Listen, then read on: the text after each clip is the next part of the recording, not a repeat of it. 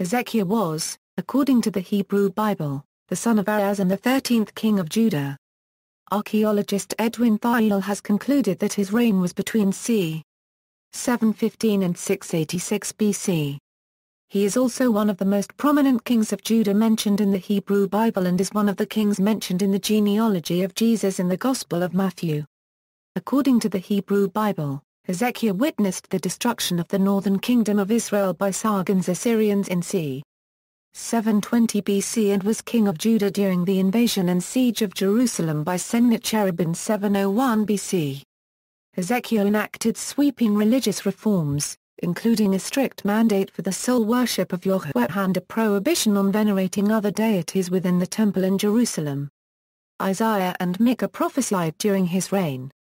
Etymology: Hezekiah, more properly transliterated as a currency Hezekiah, or a currency Hezekiah. The root of the name, 00 degree by megahertz unregistered trademark 001/4 a currency Hezekiah is, section, a verb stem that can mean, strengthen, fortify in the Pia copyright L, 00 micron 01/4 section, hold, seize in the hyphenol, O squared O micron section, and, gather one's strength, take courage in the Hishpaya copyright L, 0 degree, 00 micron 01/4 section. It also spawns a number of nouns, including, O to the first O paragraph section, 00 degree by megahertz, O paragraph 0 degree by megahertz strength, and, O squared O megahertz taking hold, seizing, occupying, presumption, of entitlement, as well as the adjectives, 00 section, 00 micron section strong. Accordingly, 00 degree by megahertz unregistered trademark 001/4 a currency Hezekiah can be said to mean something like strengthened by Yahweh, or Yah is my strength / my strength is Yah. Biblical sources. The main account of Hezekiah's reign is found in 2 Kings 18:20, Isaiah 36:39, and 2 Chronicles 29:32 of the Hebrew Bible. Proverbs 25:1 mentions that it is a collection of King Solomon's proverbs that were copied by the officials of King Hezekiah of Judah. His reign is also referred to in the books of the prophets Jeremiah, Hosea, and Micah. The books of Hosea and Micah record that their prophecies were made during Hezekiah unregistered trademark S reign. Family and life Hezekiah was the son of King Ahaz and Abijah.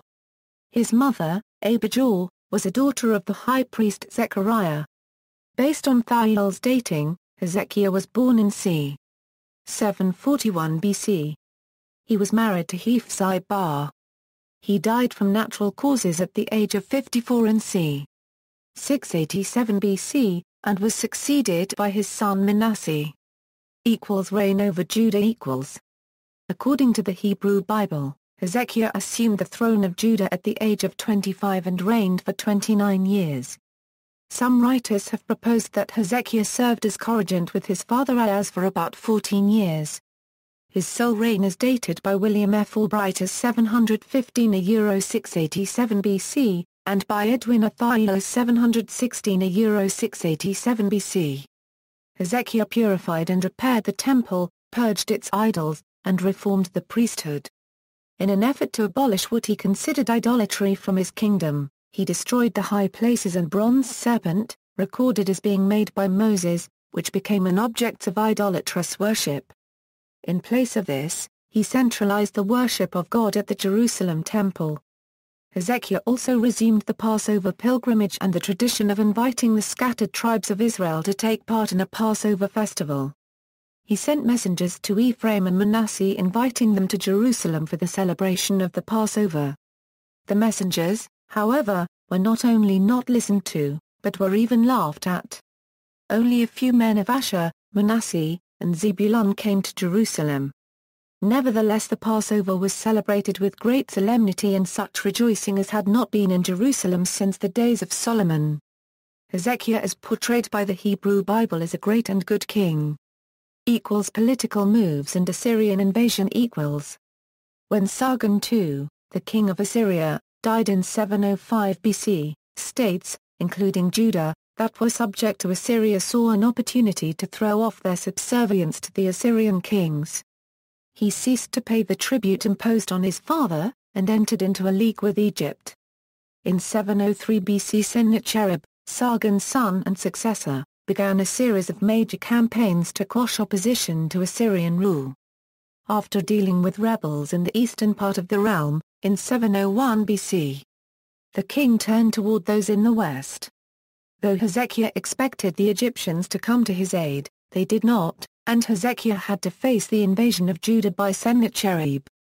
The Assyrians recorded that Sennacherib lifted his siege of Jerusalem after Hezekiah acknowledged Sennacherib as his overlord and paid him tribute. The Hebrew Bible records that Hezekiah tried to pay off Sennacherib with 300 talents of silver and 30 of gold as tribute, even despoiling the doors of the temple to produce the promised amount, but, after the payment was made, Sennacherib renewed his assault on Jerusalem. Sennacherib besieged Jerusalem and sent his Reshaki to the walls as a messenger. The Reshaki addressed the soldiers manning the city wall in Hebrew, asking them to distrust Yahweh and Hezekiah, pointing to Hezekiah's righteous reforms as a sign that the people should not trust their God to be favorably disposed. 2 Kings 19:15 records that Hezekiah went to the temple and there he prayed. Hezekiah's construction equals. Knowing that Jerusalem would eventually be subject to siege, Hezekiah had been preparing for war for some time by fortifying the walls of Jerusalem, building towers, and constructing a tunnel to bring fresh water to the city from a spring outside its walls. He made at least 2 major preparations that would help Jerusalem to resist conquest, the construction of the Silom Tunnel, and construction of the Broad Wall. When Sennacherib had come, intent on making war against Jerusalem, Hezekiah consulted with his officers and warriors about stopping the flow of the springs outside the city for otherwise, they thought, the king of Assyria would come and find water in abundance. The narratives of the Hebrew Testament state that Sennacherib besieged Jerusalem. Death of Sennacherib Sennacherib failed to conquer Judah in full before his death.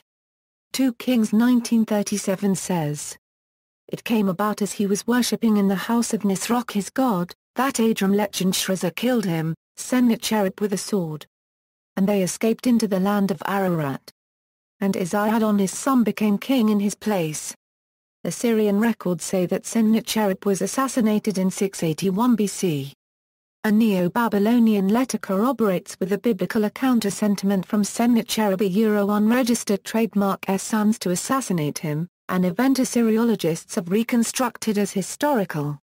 The son Adi-Mulishi, who is mentioned in the letter as killing anyone who would reveal his conspiracy, successfully murders his father in c. 681 BC, and was most likely the Adrammelech in 2 Kings, though Sharezer is not known elsewhere. Assyriologists posit the murder was motivated because Esarhaddon was chosen as heir to the throne instead of Adi-Mulishi, the next eldest son.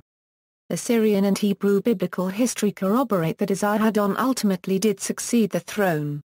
Hezekiah's illness and death The narrative of Hezekiah's sickness and miraculous recovery is found in 2 Kings 21, 2 Chronicles 32:24, Isaiah 38:1.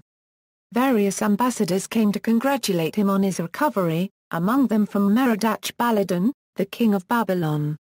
Hezekiah is also remembered for giving too much information to Baladan, king of Babylon, for which he was confronted by Isaiah the prophet. According to the Talmud, the disease came about because of a dispute between him and Isaiah over who should pay whom a visit and over Hezekiah's refusal to marry and have children. According to Isaiah 38:5, Hezekiah lived another 15 more years of life after praying to God.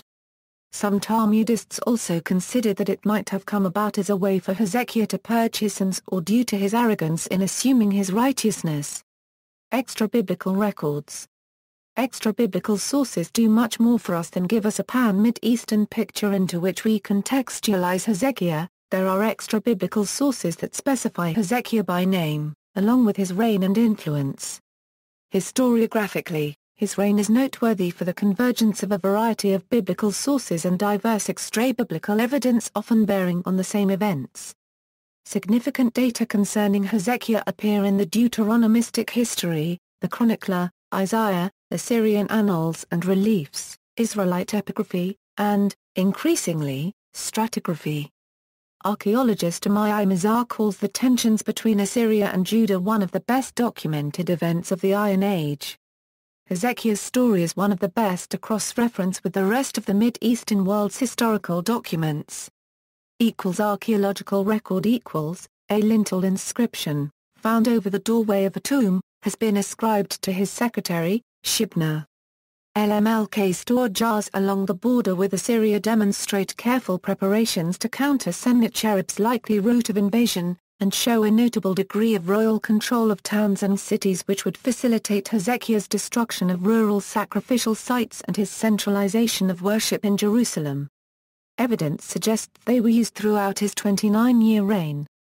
There are some bully from sealed documents that may have belonged to Hezekiah himself. There are also some that name his servants. However, they are all from the antiquities market and subject to authentication disputes. Increase in the power of Judah. According to the work of archaeologists and philologists, the reign of Hezekiah saw a notable increase in the power of the Judean state. At this time Judah was the strongest nation on the Assyrian-Egyptian frontier. There were increases in literacy and in the production of literary works. The massive construction of the Broad Wall was made during his reign, the city was enlarged to accommodate a large influx, and population increased in Jerusalem up to 25,000, 5 times the population under Solomon. Archaeologist Mizar explains, Jerusalem was a virtual city-state where the majority of the state's population was concentrated, in comparison to the rest of Judah's cities. Archaeologist Israel Finkelstein says, the key phenomenon which cannot be explained solely against the background of economic prosperity was the sudden growth of the population of Jerusalem in particular, and of Judah in general. He says the cause of this growth must be a large influx of Israelites fleeing from the Assyrian destruction of the northern state. It is, the only reasonable way to explain this unprecedented demographic development. This, according to Finkelstein, set the stage for motivations to compile and reconcile Hebrew history into a text at that time. Mizar questions this explanation, since, he argues, it is no more than an educated guess. Silom Inscription. The Silom Tunnel was chiseled through 533 meters of solid rock in order to provide Jerusalem underground access to the waters of the Giant Spring or Silom Pool, which lay outside the city. The Silom inscription from the Silom Tunnel is now in the Istanbul Archaeological Museum. It commemorates the dramatic moment when the two original teams of tunnelers, digging with picks from opposite ends of the tunnel, met each other. It is, of the most important ancient Hebrew inscriptions ever discovered. Finkelstein and Mizar cite this tunnel as an example of Jerusalem's impressive state-level power at the time. Archaeologists like William G. Davey have pointed at archaeological evidence for the iconoclasm during the period of Hezekiah's reign. The central cult room of the temple at Arad was deliberately and carefully dismantled, with the altars and maspot concealed beneath Str8 plaster floor. This stratum correlates with the late 8th century. Davey concludes that the deliberate dismantling of the temple and its replacement by another structure in the days of Hezekiah is an archaeological fact. I see no reason for skepticism here. Lattice Relief. Under Rehoboam, Lachish became the second most important city of the Kingdom of Judah. During the revolt of King Hezekiah against Assyria, it was captured by Sennacherib despite determined resistance.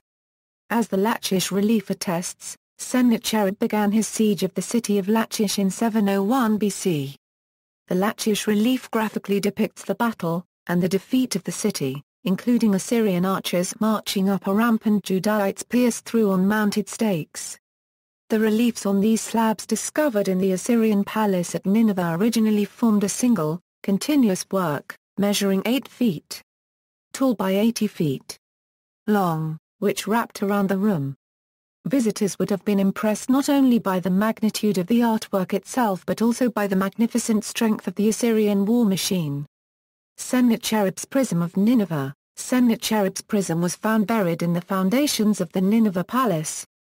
It was written in cuneiform, the Mesopotamian form of writing of the day.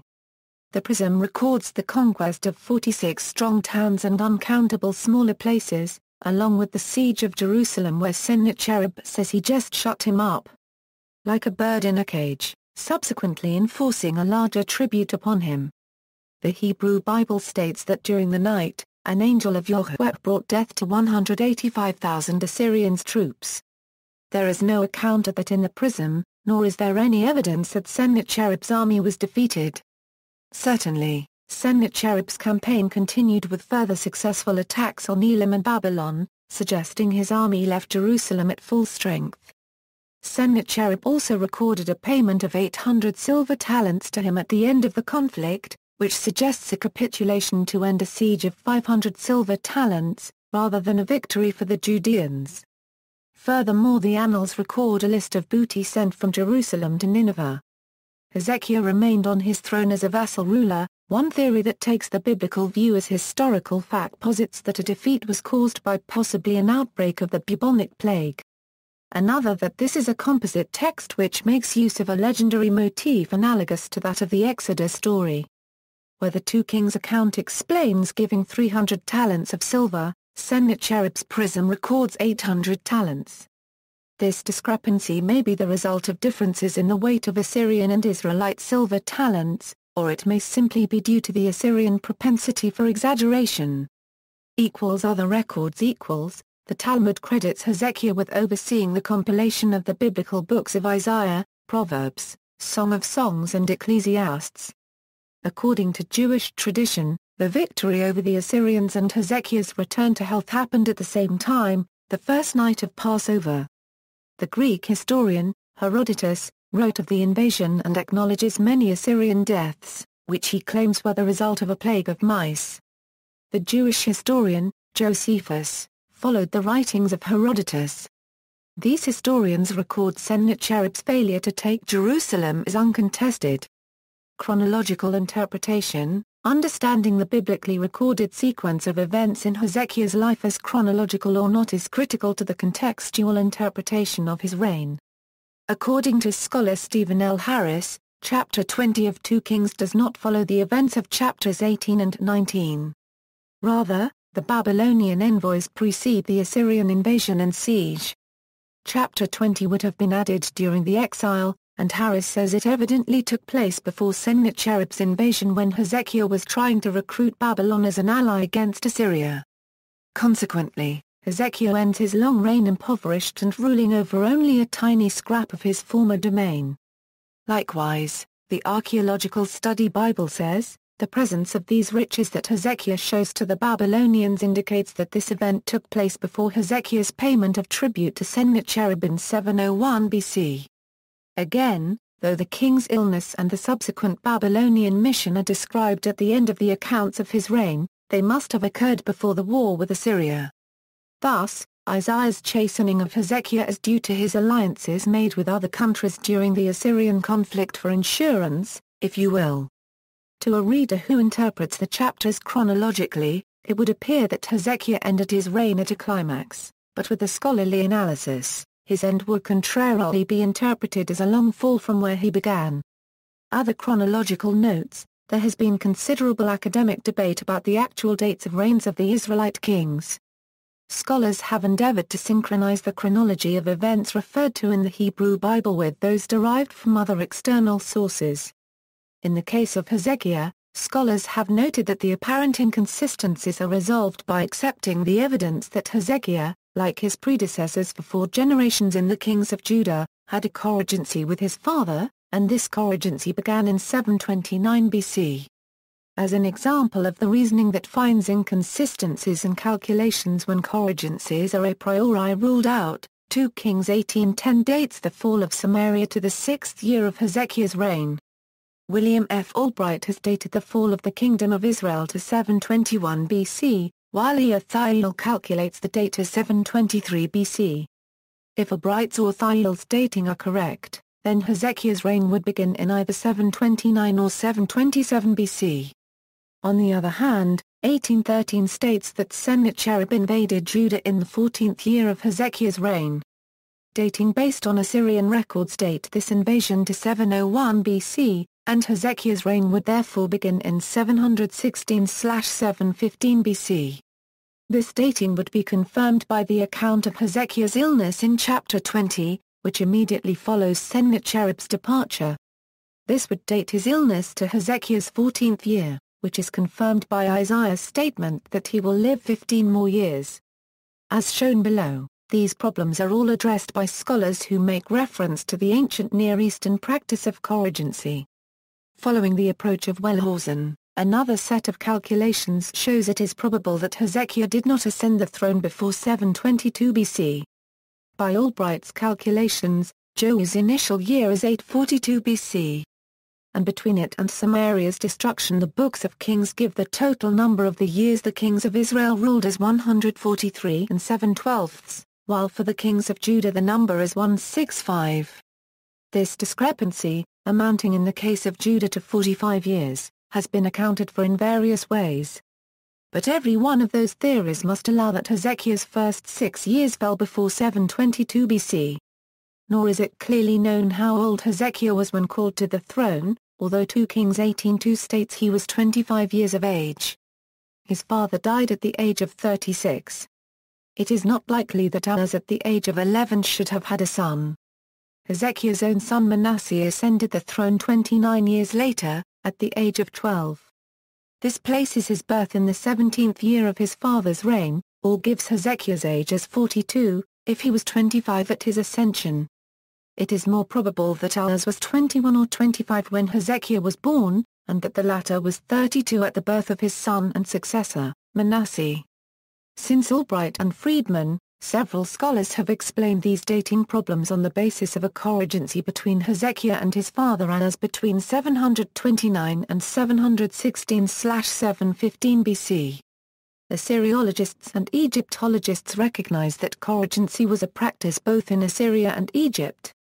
After noting that coregencies were only used sporadically in the northern kingdom, and of Naaman writes, in the kingdom of Judah, on the other hand, the nomination of a co-regent was the common procedure, beginning from David who, before his death, elevated his son Solomon to the throne. When taking into account the permanent nature of the co-regency in Judah from the time of Jush, one may dare to conclude that dating the co-regencies accurately is indeed the key for solving the problems of biblical chronology in the 8th century BC. Among the numerous scholars who have recognized the coregency between Ahaz and Hezekiah are Kenneth Kitchen in his various writings, Leslie Mackfall, and Jack Finnegan. Mackfall, in his 1991 article, argues that if 729 BC is taken as the start of the Ahaz-Hezekiah coregency, and 716/715 BC as the date of the death of Ahaz, then all the extensive chronological data for Hezekiah and his contemporaries in the late 8th century BC are in harmony. Further, Mackfall found that no textual emendations are required among the numerous dates, reign lengths, and synchronisms given in the Hebrew Testament for this period. In contrast, those who do not accept the ancient Near Eastern principle of coregencies require multiple emendations of the scriptural text, and there is no general agreement on which texts should be amended, nor is there any consensus among these scholars on the resultant chronology for the 8th century BC. This is in contrast with the general consensus among those who accept the biblical and Near Eastern practice of coregencies that Hezekiah was installed as coregent with his father Ahaz in 729 BC, and the synchronisms of 2 Kings 18 must be measured from that date, whereas the synchronisms to Sennacherib are measured from the sole reign starting in 716/715 BC. The 2 synchronisms to Washai of Israel in 2 Kings 18 are then in exact agreement with the dates of Washai's reign that can be determined from Assyrian sources, as is the date of Samaria's fall as stated in 2 Kings 18:10. An analogous situation of 2 ways of measurement, both equally valid, is encountered in the dates given for Jehoram of Israel, whose first year is synchronized to the 18th year of the sole reign of Jehoshaphat of Judah in 2 Kings 3:1, but his reign is also reckoned according to another method as starting in the 2nd year of the coregency of Jehoshaphat and his son Jehoram of Judah. Both methods refer to the same calendrical year. Scholars who accept the principle of coregencies note that abundant evidence for their use is found in the biblical material itself. The agreement of scholarship built on these principles with both biblical and secular texts was such that the Thiele-Macfall chronology was accepted as the best chronology for the kingdom period in Jack Finnegan's Encyclopedic Handbook of Biblical Chronology. References. Resources: Grinner, GMLMLKA A Mystery Belonging to the King Volume 1. Redondo Beach, California, 4,000 Years of Writing History. ISBN 0-9748786-0x. Austin, Lynn. Gods and Kings. ISBN 0-7642-2989-3. A fictionalized account of Hezekiah's rise to power, Book 1 in Austin's Chronicles of the Kings series. External links: Hezekiah. Encyclopaedia Britannica. Encyclopaedia Britannica Online. King Hezekiah from Jerusalem Mosaic, Hezekiah. See all Bible verses pertaining to King Hezekiah, the reign of Hezekiah by John F. Brugge, Ezekiel's Catholic Encyclopedia. New York, Robert Appleton Company 1913. Sennacherib's Invasion of Hezekiah's Judah in 701 BC, by Craig C. Broyles. Interactive map of Sennacherib's invasion of Hezekiah's Judah, including the accounts of Sennacherib, Herodotus, 2 Kings, Isaiah and Micah.